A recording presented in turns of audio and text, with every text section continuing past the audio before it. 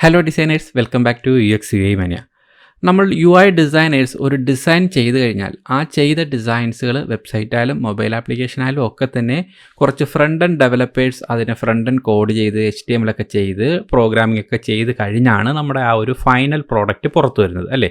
അപ്പോൾ നമ്മൾ ഈ ചെയ്യുന്ന ഡിസൈൻസുകൾ ഡിസൈനേഴ്സ് എന്ന നിലയിൽ നമ്മുടെ ഡെവലപ്പേഴ്സ് ചെയ്യുന്ന കാര്യങ്ങൾ കുറച്ച് നമ്മൾ മനസ്സിലാക്കിയിരിക്കുന്നത് നല്ലതാണ്. അപ്പോൾ പൂർണ്ണമായിട്ടും നിങ്ങൾ ചെയ്യുന്ന ഡിസൈൻസുകൾ നിങ്ങൾ തന്നെ ഫ്രണ്ട് എൻഡ് കോഡിങ്ങും ചെയ്യണം എന്നല്ല പറയുന്നത്.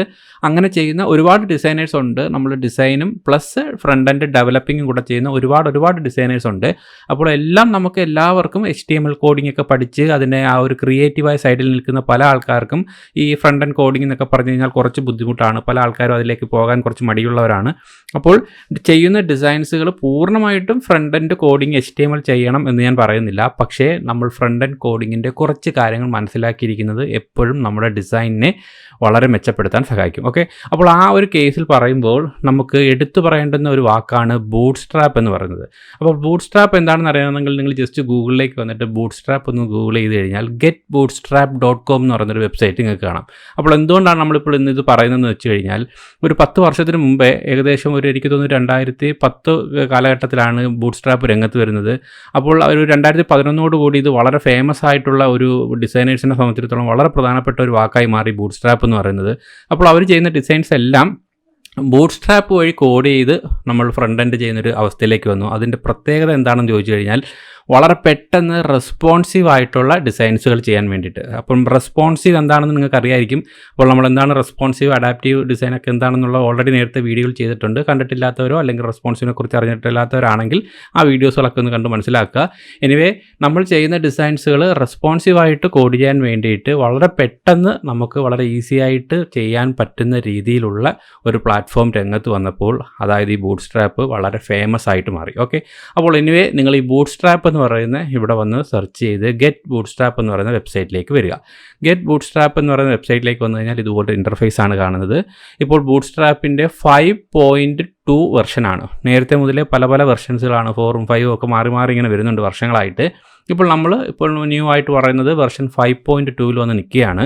അപ്പോൾ ഇവിടെ വന്ന് നിങ്ങൾ ഈ ബൂട്ട്സ്ട്രാപ്പിനെ കുറിച്ച് കുറച്ച് കാര്യങ്ങൾ മനസ്സിലാക്കണം. നമ്മുടെ ഈ വീഡിയോ പൂർണ്ണമായിട്ടും എന്താണ് ബൂട്ട്സ്ട്രാപ്പ് എന്നുള്ള രീതിയിൽ ബൂട്ട്സ്ട്രാപ്പിൽ കോഡ് ചെയ്യാനല്ല പഠിപ്പിക്കുന്നത്, മറിച്ച് ഒരു ഡിസൈനർ ആയിട്ടുള്ള നമ്മുടെ ഈ ഒരു തമ്പനെയിലിൽ ഡിസൈനിൽ പറഞ്ഞതുപോലെ തന്നെ ഡിസൈനർമാരായിട്ടുള്ള ആൾ എന്തൊക്കെ കാര്യങ്ങളിൽ നിന്ന് അറിഞ്ഞിരുന്നാൽ നിങ്ങൾക്ക് ഹെൽപ്പാവും എന്നുള്ള കാര്യങ്ങളാണ് നമ്മളിതിൽ ചർച്ച ചെയ്യുന്നത്. ഓക്കെ, അപ്പോൾ എന്തായാലും നിങ്ങൾ ഈ ഒരു പ്ലാറ്റ്ഫോമിലേക്ക് വരണം. നിങ്ങൾ ഈ ബൂട്ട്സ്ട്രാപ്പ് എന്ന് പറയുന്ന ഈ ഒരു വെബ്സൈറ്റിൽ വന്നതിന് ശേഷം നിങ്ങൾക്ക് കോഡിങ്ങിൻ്റെ കാര്യങ്ങളൊന്നും അറിയത്തില്ലെങ്കിൽ കൂടിയും നമ്മുടെ ഈ ഒരു പ്ലാറ്റ്ഫോമിനെ, നമ്മുടെ ഡിസൈനിനെ മെച്ചപ്പെടുത്താൻ ഒരുപാട് സഹായിക്കുന്ന ഒരുപാട് കാര്യങ്ങൾ ഇതിൽ ഒളിഞ്ഞു കിടപ്പുണ്ട്. ഫോർ എക്സാമ്പിൾ, നിങ്ങൾ ഇവിടേക്ക് വന്നിട്ട് റീഡ് ദ ഡോക്സ് എന്ന് പറയുന്ന ഒരു ബട്ടണിലേക്ക് ക്ലിക്ക് ചെയ്യുക. നിങ്ങൾ ഇതുപോലൊരു പേജിലേക്ക് പോകും. ഓക്കെ, അപ്പോൾ ഈ ഒരു പേജിലേക്ക് പോകുമ്പോൾ പ്രധാനമായിട്ട് നിങ്ങൾ അറിഞ്ഞിരിക്കേണ്ടത് നമ്മുടെ HTML ഒക്കെ ചെയ്യുന്ന സമയത്ത് ഇതാണ് HTMLൻ്റെ പ്രധാനപ്പെട്ട ടാഗുകളൊക്കെ നമ്മൾ എഴുതി തുടങ്ങുന്നത്. അപ്പോൾ HTML ഇത്രയും ഡീപ്പായിട്ടുള്ള രീതിയിൽ ടാഗുകളോ കാര്യങ്ങളൊക്കെ നിങ്ങൾ അങ്ങോട്ട് എഴുതി പഠിച്ചില്ലെങ്കിൽ കൂടിയും ഇങ്ങനെയൊക്കെയാണ് നമ്മൾ HTML ചെയ്യുന്നതെന്ന് നിങ്ങൾക്ക് മനസ്സിലാകാം. ഇവിടെ നിങ്ങൾക്ക് ഇത് കോപ്പി ചെയ്തുകൊണ്ട് നിങ്ങൾക്ക് തന്നെ നിങ്ങളുടെ സിസ്റ്റത്തിനകത്ത് ഒരു നോട്ട് പാഡ് ഒന്ന് ഓപ്പൺ ചെയ്തിട്ട് ആ നോട്ട് പാഡിലൊന്ന് പേസ്റ്റ് ചെയ്തിട്ട് ഇതിനെ .html ഫയലായിട്ട് സേവ് ചെയ്ത് കഴിഞ്ഞാൽ നിങ്ങൾക്ക് ഓട്ടോമാറ്റിക് ഒരു HTML ഫയൽ കിട്ടും. ഇവിടെയാണ് നമ്മൾ കാര്യങ്ങളൊക്കെ ഇങ്ങനെ എഡിറ്റ് ചെയ്ത് അതിനെ ഫ്രണ്ട് എൻഡ് കോഡിങ് ചെയ്ത് വരുന്നത്. അപ്പോൾ ഇതൊക്കെ ഇങ്ങനെയാണ് എന്ന് മാത്രം ഒരു ക്രിയേറ്റീവ് ഡിസൈനർ മസ്റ്റായിട്ട് അറിഞ്ഞിരിക്കുക. ചെയ്യുന്നതൊക്കെ നിങ്ങളുടെ താല്പര്യം പോലെയും നിങ്ങളുടെ ടാലൻറ്റ് പോലെ നിങ്ങൾക്ക് സൗകര്യം പോലെ പഠിക്കാം. എനിവേ, ഇതൊരു പ്രധാനപ്പെട്ട ഒരു കാര്യമാണ്. ഇതുപോലെയുള്ള പ്രധാനപ്പെട്ട കുറച്ച് കാര്യങ്ങൾ ഒരു ഡിസൈനർ അറിഞ്ഞിരിക്കണം. അപ്പോൾ ഈ കോഡിങ്ങിൻ്റെ ഈ ഒരു കോഡിങ് ഇങ്ങനെയൊക്കെയാണ് ചെയ്യുന്നത്. ഇതിനകത്തൂടെ നമ്മൾ ഈ ഒരു ബൂട്ട്സ്ട്രാപ്പ് പ്ലാറ്റ്ഫോമിൽ വന്നുകൊണ്ട് നമുക്കിവിടെ നിന്നുകൊണ്ട് അതിൻ്റെ ബൂട്ട്സ്ട്രാപ്പിൻ്റെ CSS അതിൻ്റെ JS ഒക്കെ ഡൗൺലോഡ് ചെയ്യാം. അതിനുശേഷം അത് വെച്ചാണ് നമ്മൾ അതിനെ ഫ്രണ്ട് എൻഡ് കോഡിങ്ങിന് യൂസ് ചെയ്യുന്നത് എന്നൊക്കെ പറഞ്ഞ് കുറേ കാര്യങ്ങളുണ്ട്. അതൊക്കെ നിങ്ങൾക്ക് ഒരു ഡീറ്റെയിൽ ആയിട്ടുള്ള ബൂട്ട്സ്ട്രാപ്പ് പഠിക്കാൻ ആഴത്തിലേക്ക് ഇറങ്ങിച്ചെന്ന് പഠിക്കണമെങ്കിൽ അതിൻ്റേതായ ട്യൂട്ടോറിയൽസുകൾ നോക്കി പഠിക്കുക. എനിവേ, ഒരു ഡിസൈനർ എന്ന നിലയിൽ ഇങ്ങനെയൊക്കെ കാര്യങ്ങളുണ്ട് എന്നെങ്കിലും നമ്മൾ അറ്റ്ലീസ്റ്റ് മനസ്സിലാക്കിയിരിക്കേണ്ടതുണ്ട്. അറ്റ്ലീസ്റ്റ് ഇത്തരത്തിലുള്ള നോളജുകൾ നമ്മുടെ ഡിസൈനിനെ മെച്ചപ്പെടുത്താൻ ഒരുപാട് ഹെൽപ്പ് ചെയ്യും. ഇത്തരത്തിലുള്ള നോളജുകൾ വെച്ചിട്ട് നമുക്ക് ഡിസൈൻ ചെയ്യുമ്പോൾ നമ്മുടെ ഡിസൈൻസുകൾ കുറച്ചും കൂടെ ഫ്രണ്ട് എൻഡിന് കുറച്ചും കൂടെ സാധ്യതയുള്ള അല്ലെങ്കിൽ ഫ്രണ്ട് എൻഡിനോട് മാക്സിമം മാച്ച് ചെയ്യുന്ന രീതിയിൽ നമുക്ക് ആ ഒരു ഡെവലപ്മെൻറ്റ് സൈഡും കൂടെ മനസ്സിലാക്കിക്കൊണ്ട് ഡിസൈൻ ചെയ്യാൻ സഹായിക്കും. ഓക്കെ, അതുപോലെ ഇതിനേക്കാൾ കൂടുതലായിട്ട് എനിക്ക് ഈ ഒരു പ്ലാറ്റ്ഫോം ഡിസൈനേഴ്സ് എന്ന നിലയിൽ മനസ്സിലാക്കാൻ പറയേണ്ടുന്നത്, നിങ്ങൾക്ക് ഇവിടെ വന്നതിന് ശേഷം, ഈ ഒരു പേജിൽ വന്നതിന് ശേഷം നിങ്ങൾ ലെഫ്റ്റ് സൈഡിലേക്ക് ഒന്ന് ശ്രദ്ധിക്കുക. ഈ ലെഫ്റ്റ് പോർഷനിലേക്ക് വന്നു കഴിഞ്ഞാൽ ഇതിൻ്റെ സ്റ്റാർട്ട് ചെയ്യുന്ന കുറേ കാര്യങ്ങളെക്കുറിച്ച് ഗെറ്റിംഗ് സ്റ്റാർട്ട് എന്നൊരു പോർഷൻ ഉണ്ട്. അതിനെ എങ്ങനെ കസ്റ്റമൈസ് ചെയ്യണം എന്നുള്ള ഒരു കുറേ കാര്യങ്ങളൊക്കെ കൊടുത്തിട്ടുണ്ട്. അതിന് തൊട്ട് താഴേക്ക് വന്നു കഴിഞ്ഞാൽ ലേ ഔട്ട് എന്ന് പറയുന്ന ഒരു ഏരിയ കാണാം നിങ്ങൾക്ക്. ലേ ഔട്ട് എന്ന് പറയുന്നത് ഓക്കെ. ഈ ലേ ഔട്ടിലേക്ക് വരുമ്പോഴാണല്ലോ നമ്മുടെ ഡിസൈൻ സംബന്ധികമായ കാര്യങ്ങൾ ഒളിഞ്ഞു കിടക്കുന്നത്. അപ്പോൾ അതിലേക്ക് വന്നു കഴിഞ്ഞാൽ എവിടേക്കാണ് ഇതിൻ്റെ ബ്രേക്ക് പോയിൻറ്റ്സുകൾ, അതായത് നിങ്ങളൊരു റെസ്പോൺസീവായിട്ട് ഡിസൈൻ ചെയ്ത് കഴിഞ്ഞാൽ ഏതൊക്കെ പോയിന്റിൽ വരുമ്പോഴാണ് ആ ഡിസൈൻ മാറി അടുത്ത സൈസിലേക്കുള്ള ഡിസൈനായി മാറേണ്ടത് അല്ലെങ്കിൽ അടുത്തതായി മാറേണ്ടത്, ഇതുപോലെയുള്ള ബ്രേക്ക് പോയിന്റ്സുകൾ, അതിൻ്റെ കണ്ടെയ്നേഴ്സ് എങ്ങനെ സെറ്റ് ചെയ്യാം, അതിൻ്റെ ഗ്രിഡ്, കോളംസ്, കാര്യങ്ങൾ, അങ്ങനെയുള്ള കുറേ ഗട്ടർ സ്പേസിനെ കുറിച്ചൊക്കെ മനസ്സിലാക്കാൻ ഈ ലേ ഔട്ട് സെക്ഷനിലേക്ക് വന്നാൽ നിങ്ങൾക്ക് കുറേ കാര്യങ്ങൾ അതിൽ നിന്ന് പഠിക്കേണ്ടതുണ്ട്. അത് ക്ലിക്ക് ചെയ്ത് കഴിഞ്ഞാൽ അത് റിലേറ്റഡ് ആയിട്ടുള്ള കാര്യങ്ങൾ തൊട്ട് റൈറ്റ് സൈഡിലായിട്ട് കാണിക്കും. ഇതിൽ ഗ്രിഡ് എന്ന് പറയുന്ന പോർഷൻ നിങ്ങൾക്ക് വന്നു കഴിഞ്ഞാൽ നിങ്ങൾ ഡിസൈൻ ചെയ്യേണ്ടുന്ന വളരെ വളരെ പ്രധാനപ്പെട്ട നോളജാണ്. നിങ്ങളൊരു ബൂട്ട്സ്ട്രാപ്പിലാണ് നിങ്ങളൊരു ഡിസൈൻ ചെയ്യാൻ പോകുന്നതെങ്കിൽ, നിങ്ങൾ ബൂട്ട്സ്ട്രാപ്പ് ബേസ് ആയിട്ടുള്ള ഒരു കോഡിങ്ങിനെ മനസ്സിൽ കണ്ടുകൊണ്ടാണ് നിങ്ങൾ ഡിസൈൻ ചെയ്യാൻ പോകുന്നതെങ്കിൽ, ഈ ഒരു ബൂട്ട്സ്ട്രാപ്പിൻ്റെ ഗ്രിഡ് നിങ്ങൾ ഫോളോ ചെയ്തിട്ടുണ്ട് എന്ന് മാക്സിമം ഉറപ്പുവരുത്തേണ്ടതുണ്ട്. അപ്പോൾ നിങ്ങളൊരു 12 കോളം ഗ്രിഡ് വെച്ചൊരു വെബ്സൈറ്റ് ഡിസൈൻ ചെയ്യുമ്പോൾ അതിന് എങ്ങനെയാണ് നിങ്ങൾ അതിൻ്റെ ഗ്രിഡ് സെറ്റ് ചെയ്യേണ്ടത്, അതിലെന്തെല്ലാം സൈസുകൾ ഡിഫറൻസുകളുണ്ട്, ഇതിൻ്റെ കാര്യങ്ങളെല്ലാം തന്നെ ഏതൊക്കെ പോയിന്റിൽ വെച്ചാണ് അതിൻ്റെ കണ്ടെയ്നറുകൾ മാറുന്നത് തുടങ്ങി പല കാര്യങ്ങളും ഈ ഒരു പേജിൽ നിന്ന് നിങ്ങൾക്ക് പഠിച്ചെടുക്കാൻ പറ്റും. അപ്പോൾ ഇത്തരത്തിലുള്ള ഡിസൈൻ പാറ്റേണുകൾ നിങ്ങൾ ഫോളോ ചെയ്യുമ്പോൾ ഈ ഒരു ഗ്രിഡ് വളരെ വളരെ പ്രധാനപ്പെട്ടതാണ്. അപ്പോൾ ഈ ഒരു നോളജ് നിങ്ങളുടെ ഡിസൈനെയും ഒരുപാട് ബാധിക്കുന്നുണ്ട്. അപ്പോൾ ഉദാഹരണത്തിന് നമ്മളിപ്പോൾ ഒരു സാധാരണഗതിയിൽ ഒരു കണ്ടൻറ് ഏരിയ ചെയ്യുമ്പോൾ 1140, അതായത് 1140 പിക്സൽ വിഡ്ത്ത് ഇട്ടാണ് ഒരു വെബ്സൈറ്റിൻ്റെ സാധാരണഗതിയിൽ ഒരു കണ്ടൻറ് ഏരിയ ഡിസൈൻ ചെയ്ത് വരുന്നത്. അതിൻ്റെ താഴേക്ക് വന്ന് നിങ്ങൾ അടുത്ത ടാബ്ലറ്റിലോട്ടൊക്കെ പോകുന്ന സമയത്ത് അതിനൊരു പ്രത്യേക മാറ്റം ഡിസൈന് സംഭവിക്കാൻ വേണ്ടി ഒരു 960 പിക്സൽ വരുമ്പോൾ അതിൻ്റെ ഡിസൈനിൽ ഒരു മാറ്റം സംഭവിക്കും. അതായത് ഇമേജുകളും ടെക്സ്റ്റുകളൊക്കെ ഓട്ടോമാറ്റിക് അഡ്ജസ്റ്റ് ചെയ്യേണ്ടതുണ്ട്. അതുപോലെ തന്നെ അടുത്ത സൈസിലേക്ക് വരുമ്പോൾ അങ്ങനെ ഓരോ സൈസുകളിലും ഓരോ കണ്ടെയ്നറുകൾ എങ്ങനെ ഇരിക്കണം തുടങ്ങി അങ്ങനെയുള്ള പല പല കാര്യങ്ങൾ, അതിൻ്റെ ഓരോ ഡിസൈൻ സാമ്പത്തികമായ കാര്യങ്ങൾ നിങ്ങൾക്ക് ഇവിടെ നിന്ന് പഠിക്കാം. ഓരോ കോളംസ് തമ്മിലുള്ള പ്രത്യേകതകൾ, ഓരോ കോളംസ് യൂസ് ചെയ്യുമ്പോൾ എത്രയൊക്കെ രീതിയിലുള്ള അതിന് വൈഡറായിട്ടാണ് യൂസ് ചെയ്യേണ്ടത്, ഇങ്ങനെ കുറേ കാര്യങ്ങൾ നമ്മൾ ഒരു ഡിസൈനർ എന്ന നിലയിൽ അറിഞ്ഞിരിക്കേണ്ടതുണ്ട്. അപ്പോൾ ഇതൊന്നും അറിയാതെ നമ്മൾ ജസ്റ്റ് ക്രിയേറ്റീവായ കളറടിക്കുന്ന കാര്യങ്ങളിൽ മാത്രം ശ്രദ്ധ കൊടുത്തുകൊണ്ട് ഡിസൈനുകൾ ചെയ്യുന്നത് കൊണ്ടും നമുക്ക് ഡിസൈനർ എന്ന നിലയിൽ ഒരർത്ഥമില്ല. പല ആൾക്കാരും ഡിസൈനിലെ ലുക്ക് മാത്രം ശ്രദ്ധിക്കുന്നവരുണ്ട്.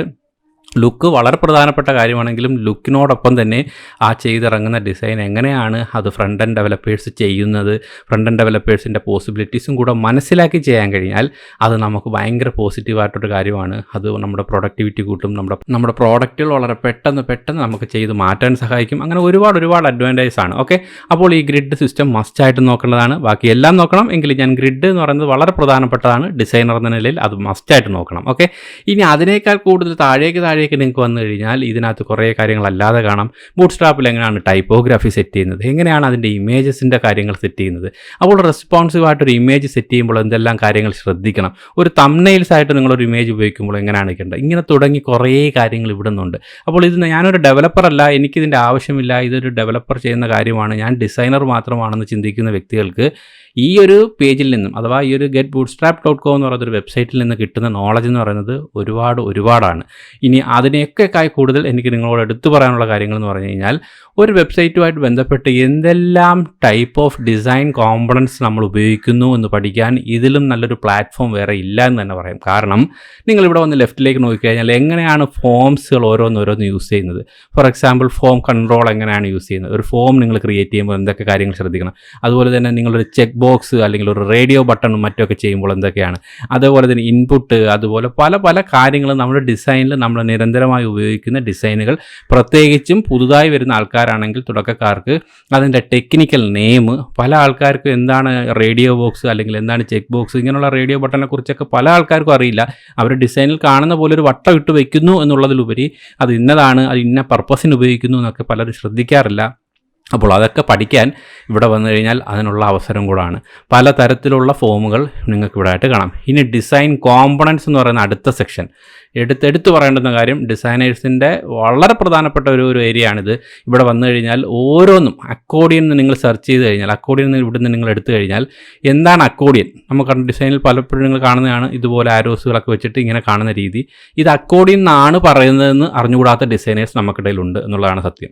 ഇതിൻ്റെ പേര്, അപ്പോൾ ഈ ഒരു പേര് തൊട്ട് തുടങ്ങിയാണ് നമ്മുടെ അറിവ് എന്ന് പറയുന്നത്, ഇതിൻ്റെ ഒരു പേര് തൊട്ട് തുടങ്ങിയാണ്. അപ്പോൾ ഇതൊരു അക്കോർഡിയൻ എന്ന് പറഞ്ഞു കഴിഞ്ഞാൽ അതിൻ്റെ ടെക്നിക്കൽ നെയിം, ലോകത്ത് എവിടെ ചെന്നാലും നിങ്ങളോടൊരു അക്കോർഡിയൻ ഡിസൈൻ ചെയ്യാൻ പറഞ്ഞാൽ അപ്പോഴേ ഇതാണെന്ന് നിങ്ങൾക്ക് പഠിക്കാനുള്ളൊരു അവസരമാണ് ഇവിടെ വരുന്നത്. അതേപോലെ തന്നെ അത് എങ്ങനെയാണ് HTML ചെയ്യുമ്പോൾ ശ്രദ്ധിക്കേണ്ട കാര്യങ്ങൾ, അതിൽ ഡിഫറൻറ്റ് ടൈപ്പ് അക്കോർഡിയൻ, എല്ലാം ആദ്യമേ തന്നെ ക്ലോസ്ഡ് ആയിട്ടിരിക്കുന്നു, ഓപ്പൺ ചെയ്യുന്നു, ചിലത് ആദ്യമേ ഒരെണ്ണം ഓപ്പൺ ആയിരിക്കുന്നു, ഇങ്ങനെയുള്ള പല പല രീതിയിലുള്ളത്.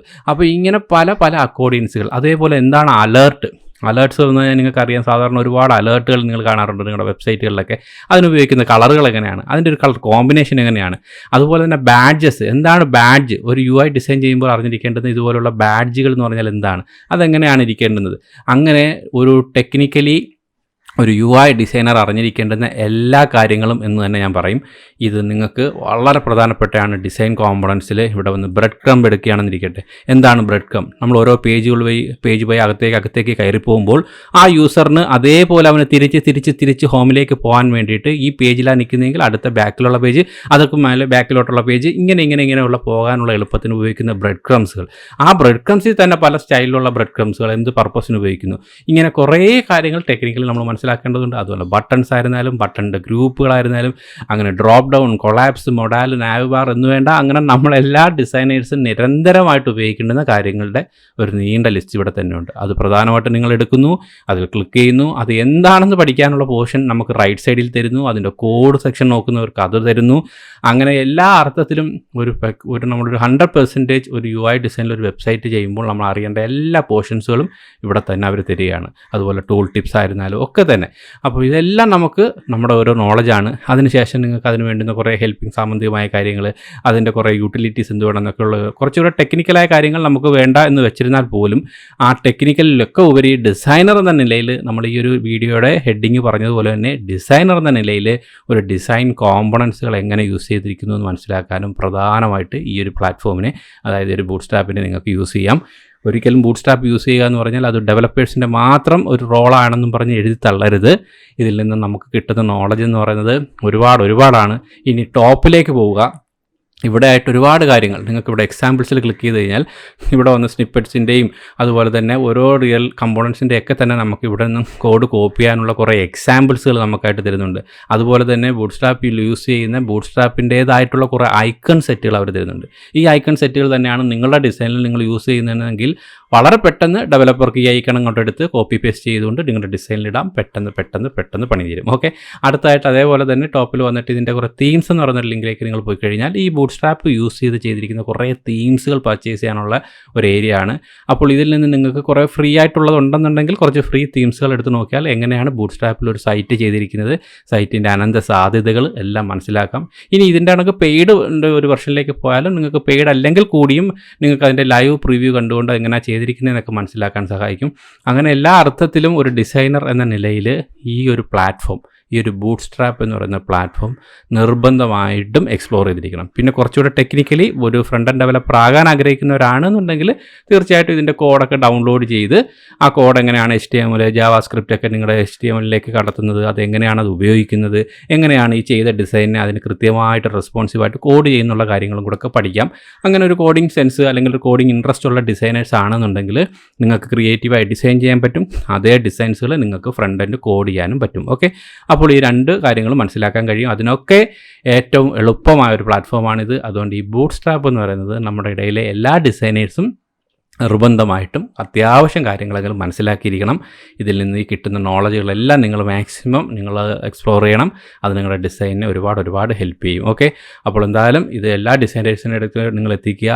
ഈ കാര്യങ്ങളൊക്കെ തന്നെ നിങ്ങളുടെ ഫിഗ്മയിൽ നിങ്ങളൊരു ഡിസൈൻ ചെയ്ത് കഴിയുന്നതിനോടൊപ്പം നിങ്ങളുടെ ജോലി കഴിഞ്ഞു എന്ന് നിങ്ങൾ ഒരിക്കലും ചിന്തിക്കില്ല. നിങ്ങളുടെ ഫിഗ്മയിൽ ഡിസൈൻ ചെയ്യുന്നതിനോടൊപ്പം തന്നെ ആ ഡിസൈൻ എങ്ങനെയാണ് നിങ്ങളൊരു റിയൽ പ്രോഡക്റ്റായി വരുന്നതെന്നുള്ളൊരു ബോധം നിങ്ങൾ ഉണ്ടായിരിക്കണം. അതിന് ഈ ഒരു പ്ലാറ്റ്ഫോം ഒരുപാട് ഹെൽപ്പ് ചെയ്യും.